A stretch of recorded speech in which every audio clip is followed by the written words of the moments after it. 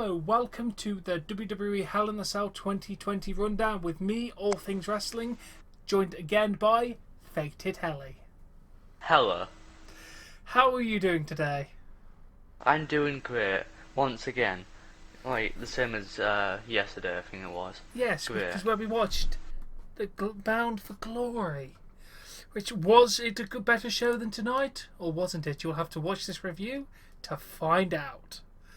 But anyway, let's kick off with the stuff that happened on the pre-show, which was just a match between Drew Gulak and R-Truth, where he retained his 24/7 title. Yeah. I'm going to give it a 2.5 out of 5. It was average, but it was R-Truth, so it was funny. That's why it gets a high rating, because it was R-Truth and it was funny. Like, the start of the match, Drew Gulak gave high fives to little Jimmy and then kicked him out the ring. It was fucking hilarious. Yeah, that was actually pretty funny, not gonna lie. It actually made me laugh. I'm giving which the is rating rare for, like, WWE. Just for the comedy, more than anything. Yeah. Then, I think that was probably the best part of the match. Yeah. Then we move on to Roman Reigns versus Jey Uso in an I Quit Hell in the Cell match. What a fucking match this was. Easily the best, the match of the night for me. Definitely. Not gonna lie. The actual match itself was kind of alright. It started to pick up when Jey Uso got a drive-by with steel steps into his head. That's when the match started to properly pick up. Just punishment after punishment after punishment on Jey. He wouldn't give up. Even Paul Heyman was begging to end the match at this point. Jimmy came down, did like an emotional speech to Roman. Roman started crying and then just put a chokehold on Jimmy until Jey said, "I quit," just to stop his brother from being attacked even more. I mean, this match was amazing for me. Yeah. I think the best part was the storyline aspect of it. But the match itself was like decent, but the storyline is what made it amazing. It's like, go on. What made this even better is at the end, Alpha and Seeker, which are like two of the tribal elders of the Anoa'i family, came, hugged Roman, and put the tribal chief lei on him. It's like a floral band thing like you have in Hawaii and Samoa. It's like symbolic in they are crowning him the tribal chief, which I thought was fantastic. Yeah, I think it really helped with the moment as well, that part. I also go on. I also loved the moment in the middle of the match where Jey Uso almost actually made Roman quit because he also almost made him pass out, but he literally stopped himself because he didn't want to make Roman pass out. I really loved that part. Yeah. I think that was probably one of my favourite parts of the entire match. I mean, that wasn't the ending. I know, but it was fantastic. I don't think there's any other rating to give this but a 5 out of 5. Everything they did within this was perfect. Yeah, I'd say a 5 out of 5. I think it's literally the best they could have ever made the match, which is amazing, pretty much. Yeah. It was probably the best WWE match to date this year. Yeah. I can't think of a better. I'm surprised that they didn't match. make it the main event though. It was the very first match in the main show. I feel like the crowd wouldn't have been into it, or the fans at home wouldn't have been more invested if it was at the end. That is true, to be Yeah. honest. Plus the ending was fantastic at the pay-per-view anyway. Yeah. Then the pay-per-view starts to drop after this amazing opening. We go to Elias versus Jeff Hardy that ends in disqualification when Jeff nailed Elias with a guitar for some fucking reason. It made no sense. Yeah, I didn't really like this match, to be honest. It's kind of it had potential to be somewhat decent, but then it just I'm just going to give it a 2.75 out of 5. The ending just ruined it at the end. Yeah, the ending was horrendous. I'd probably give it a 2.2. I just couldn't care about the match at all, really. Yeah. No, definitely not. Then we go to a match I was more excited about than Elias versus Jeff Hardy. Miz versus Otis for the Money in the Bank briefcase. The ending. I actually really like this match. So yeah, the ending was pretty good. It's like what they did with the ending was like almost as good as the very first match with Roman and Jay. Yeah, both have absolutely amazing endings. Yeah, just a simple, good turn. Otis got hit in the head with the Money in the Bank briefcase by Tucker, costing him the briefcase. It was just a fantastic ending. I'm going to give the match a 3 out of 5, just for the ending alone, really. I'd give it a 3.2, probably.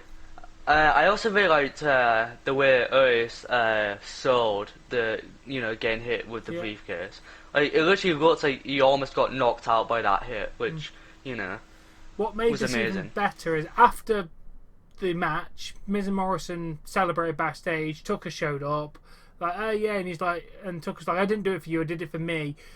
I'm the one who carried Otis. I did this. Nothing was. Otis can't even tie his shoes without me. And then Otis came in, they had a brawl, but we didn't really see the brawl. Yeah. I mean, fantastic. I think that segment was also amazing. Yeah. Which made the match even better, just because, Tucker didn't do it to side with Miz and Morrison, he just did it for himself, which I really liked. Because what he did say about, basically Tucker actually helping Otis and, being the reason why he's, and that is like, the reason why he did it is because, Otis wouldn't be there without him, so. Very, very good. I kind of like how he's more, I like he's more like on his own Tucker now. Yeah. I think this was necessary to get Tucker taken seriously as a singles competitor. Yeah. Then we move on to our second Hell in the Cell match, Bayley versus Sasha Banks. This match was fantastic, but in my opinion, it did drag on a little bit too long for my liking. I think it was way too much for me, like, at least 10 minutes too long. Like, Jesus Christ. I mean, I did massively enjoy it, though. I Bayley... enjoyed it, but it was just too long. Like, it felt like it was like 1 hour long. That's how long it felt to me. It did drag by the end of it. Bayley got locked into the bank statement inside the chair. She taps. Sasha Banks is your new women's champion. I would give the match a 4 out of 5. A very, very decent women's Hell in the Cell match. Nah, I'd probably give it more like a 3 because it's just the fact that it was too long. That's just why I'm not much of a fan of it. I also think that Bayley should have retained the championship, which is mainly because I'm not a big fan of Sasha, because I don't really think she's too good of a champion, at least compared to Bayley. Because I actually thought Bayley had a nice, good title reign, and it's just, I just feel like Bayley should have kept the championship for a few more months maybe, and then would have had a WrestleMania match, and she loses it there or something. Or maybe lose it at Royal Rumble or whatever, just, I just don't think Sasha should have gotten the championship. Definitely not. Definitely not. I mean, they're going to drag this feud onto Mania, aren't they? Yeah, I think that's what they might do. I think the match should have been set for Mania anyway, not done Hell in a Cell, It's more of a Mania kind of rivalry rather than Hell in a Cell, in my opinion. Yeah. Then we move on to the worst match of the night, without a shadow of a doubt. Slapjack of Retribution versus Lashley of Hurt Business. It was a DQ finish. Oh no, wait, sorry. I stand corrected. Lashley won by a full Nelson. Then Retribution attacked. I thought it was a DQ. It was not. No, I think, he did tap out, but then, They attacked after. The match is getting a -1 out of 5. It was shit. I'm not sugarcoating Yeah, I it. literally... The pay-per-view would have been better if this match had not happened. Yeah, it probably would have been better if it never happened. Yeah, the show's actually going to lose points because of this match. Yeah, I think the match was so bad I just didn't even bother watching it until, like, you know, the part where it ended.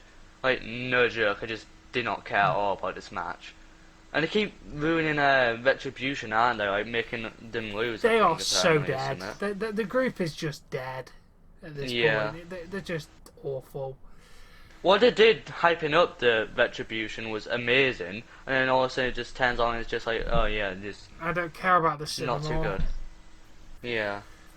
Then we go to our main event of the evening. Drew McIntyre versus Randy Orton for the WWE Championship. They did a table spot, which was nice. Drew McIntyre fell off the side of the cage through the announce table. Fantastic spot. And then Orton hit the RKO to win his 14th World Championship. That RKO was just amazing, not gonna lie. This match was amazing for me. I think it was almost as good as the very first match with Roman versus Jey. So there's that. And yeah. The match I'd probably give it a 4 with 5 maybe. I'm going to go 4.5 out of 5. It was clearly the second best match of the night. Yeah, I really loved also when Drew went through the table. I think that was an absolutely amazing part of the match as well. Yeah, I mean, they ended strong. They started fantastic, and then it kind of just dropped for the rest of the show until the women's Hell in the Cell, then dropped again, and then picked up again. Basically just did a wave motion through the night. Good, bad, bad, good. Well, bad, good, bad, good. Just a whole wave motion of bad and good for the entire night. Yeah, that was the entire show summed up there. I mean, honestly, I enjoyed watching this, but I generally enjoyed watching Bound for Glory more yesterday. Yeah, same. I'd say Bound for Glory was like a million times better. But I still think Hell in a Cell was pretty good as well, just that it was honestly, a bit disappointing in some areas. If Roman's match had not been in here, this pay-per-view would be getting a 5. Yeah, I'd actually hate this show if it was not for that Roman match. No, the main event was decent, but I wouldn't have wanted to sat through the entire show for that. Yeah. I would probably give this pay-per-view, because of the Roman situation, which was fantastic, I'm going to give the pay-per-view a 7.5 out of 10. Yeah, I'd probably give it maybe a 7.8. Ooh. Despite, you know... I loved the 2 matches. Roman versus Jey Uso and, what was it? Drew versus Orton. I think those 2 matches made the show good. But, it's like, if I had to recommend the show to anyone, I'd just say... only watch the 2 matches, don't watch anything else, because you'd literally hate the pay-per-view. Yeah. Being honest. So, apart from those disappointing matches in between, you know, the first match and... It was alright. I mean, it wasn't a bad night of wrestling. It's far from the worst pay-per-view WWE put on this year. Yeah. NXT TakeOver in your house, anybody? That was fucking trash. This was a million times better than that one.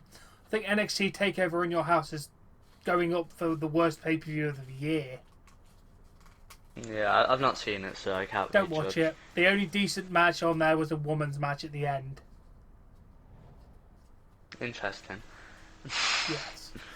But this is our review of Hell in the Cell. This is what happened during Hell in the Cell. If you want Ellie to be in more videos, like all of them, let me know.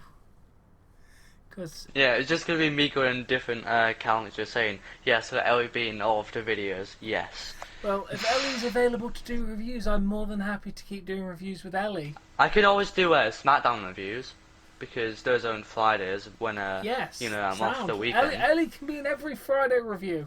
as long as he actually watches SmackDown. I will, because I'll be on the stream. Obviously, this week you can be in all of them because, well, half I time. can actually, yes. So Because yes, I'm off for a me week. and Ellie will be back tomorrow evening to give our thoughts on the post Hell in a Cell Monday Night Raw.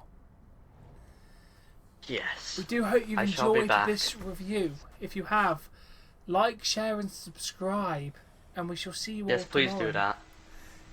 Goodbye. See ya. And just remember, Ellie is in the dead of space. There's also a dead franchise. Peace out.